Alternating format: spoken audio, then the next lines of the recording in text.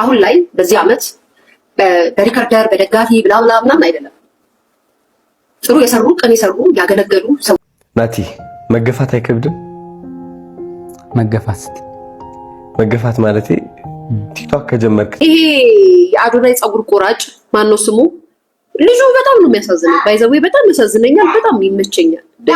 ሰላም ያገሬ ልጆች እንደምን አላችሁ? እንግዲህ ካጠገቤ ናቲ ያለ እዚህ ጋር ደግሞ ያዳለ በዚህ ሳምንት ሰላም ጤና ይስጥልኝ ውድ የቻናሌ ቤተሰቦች እንደምን ቆያችሁኝ? ዛሬም አነጋጋሪና ወቅታዊ የሆኑ ቪዲዮዎችን ወደ እናንተ ይዤላችሁ መጥቻለሁ። እስከ መጨረሻው ከኔ ጋር አብራችሁን ቆዩ። ሁላችሁም ቪዲዮን ላይክ በማድረግ ጀምሩት።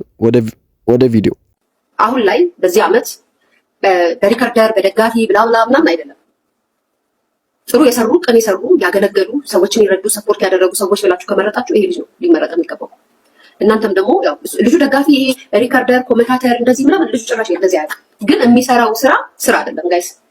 እንዳለ መጥቶ ያለቀሱትን ሁሉ ሱቃቸው ማለት ካፌ ከሰርኩኝ ላለ አትክልት ቤት ከፍቶ ጁስ ቤት ከፍቶ ከሰርኩ ላለ ቲክታከሮችን አስተባብረው ሁሉም መጥቶ እንዲሰራ ስራው እንዲንቀሳቀስለት ቀኑ ሁሉ ወይተር ነው ይቆማል። ልጁ በጣም ገና የደና ቤተሰብ ልጅ ነው። አይ ቲንክ መሰለኝ አይደለም የሆነ እርዳታ በተፈለገ ቁጥር ዘሎ የሚደርስ ልጅ ነው። በጣም የሚረዳ ልጅ ነው። በአሁኑ አመት እንደውም እንደሱ የሰራ ማንም ቲክታከር የለም። እውነት ነው። በዚህ አመት የአመቱ ምርጥ በጎ ሰው ዶክተር ነው መሸለም ያለበት። ለብዙ ሰው ነው ራሱ ሞባይል የሸለመው። ይሄ ቪዲዮ ስንት ላይክ አገኘ ሞባይል ትገዛልኛለህ እያሉ እንትን እያሉ በቃ ለሁሉም ሞባይል እየገዛ ነበር እና ዶክተር ነው በዚህ አመት ብዙ ሰው ረድቷል። ከሞባይል ውጭ ራሱ ብዙ ሰው አግዟል ፕሮሞሽን በማሰራት ምናምን እና እሱ ነው መሸለም ያለበት ብዬ አስባለሁ። ምን ይመስላችኋል እናንተ? ኮሜንት ላይ እስቲ ሐሳባችሁን። ናቲ መገፋት አይከብድም? መገፋት ማለት ቲክቶክ ከጀመርክ ጀምሮ ስፔሻሊ በዚህ አመት ከአይሾ ስፒድ ጊዜ በጣም ብዙ ሰው እየተረበ ነበረ። ያው እየተገፈተርክ ምናምን ቪዲዮ ወጥቶ ነበርና በጣም ብዙ ሰዎች እየቀለዱበት ነበር። ከዛን ጊዜ ጀምሮ እስካሁን እንግዲህ በተረባ አሳልፋል ብዙ ጊዜና እንዴት ነው? ከባድ ነው። ሰዎች ማየት የሚፈልጉት የሆነ ውድቀትና ኔጌቲቭ ሳይድን ይመስለኛል። እኔ ደግሞ በጣም ይሳካልኝ።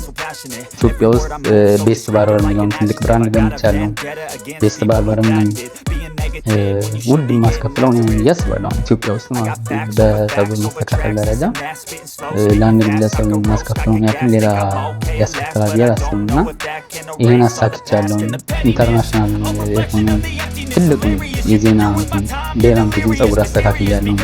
ብዙ ራፐሮች ብዙ የውጭ ታዋቂ ሰዎች ዴም አድርገውኛል። ይሄን ግዴታ ማሳየት አይጠበቅብኝም። ስኬቱ ለኔ ስለሆነ መገፋት ለኔ ማለት አላማ ስላለኝ ያንን ነገር ይሄድኩኝ ነበር። በቃ ለዛ አላማ ዝቅ ብዬ ማለፍ ስለነበረብኝ ኢጎዬን ትቼ ምናምን እኮ አሁን ታዋቂ ነኝ እኮ ያልሆነ ፀጉር አስተካካይ እኔ እንትን ነኝ ብዬ መቆም አልፈለኩም። እንደዛ ከተኩራራው እዛው ባለውበት ነው የምቀረው። ከኔ በኋላ የሚመጡ ሰዎች አክቲቭ ሰዎች አቆሙ ይላሉ።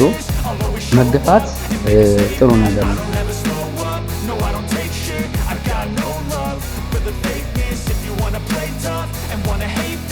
ታስታውስ ከሆነ የሆነ ጊዜ እንደዚህ ብዬ ነበረ። ሁሌም ድንጋይ ይጣልብሃል። ሁሌም አለ በቃ ወደ ስኬት ስታቀና አንድ ተራቢ ይኖራል፣ አንድ ምቀኛ ይኖራል፣ እንከን የሚያወጣ ሊያወድቅህ ይሞክር። ሁሌም አለ።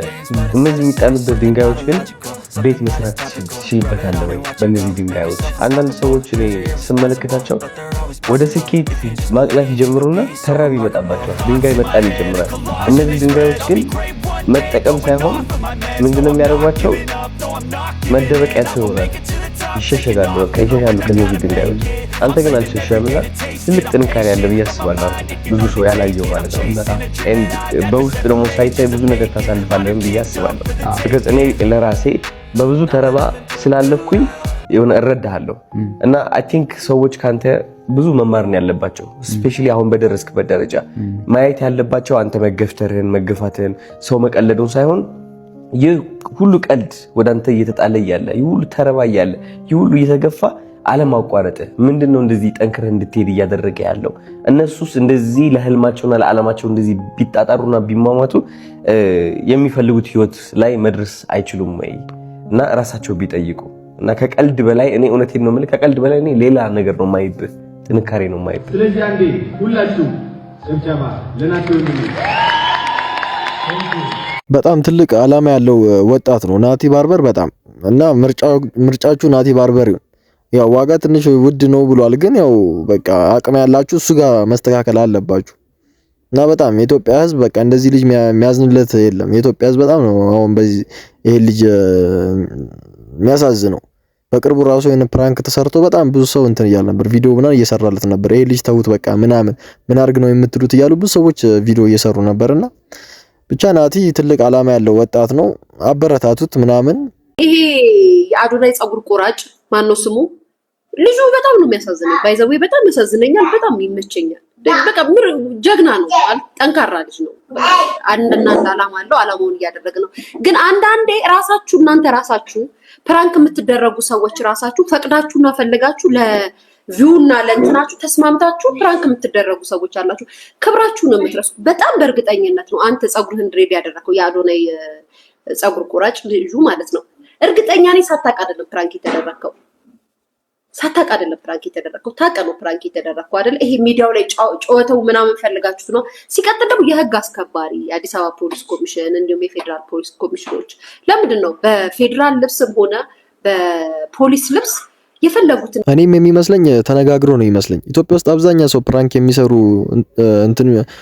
የሚሰሩ ሰዎች ተነጋግሮ ነው በቃ ይተውናሉ። እና ኢትዮጵያ ሕዝብ አሁን እውነት የመሰለው ናቲ እንደዚህ ሊተውን አይችልም ብለው ነው መሰለኝ እውነት የመሰላቸው እንጂ እኔ ተነጋግሮ ነው ይመስለኝ።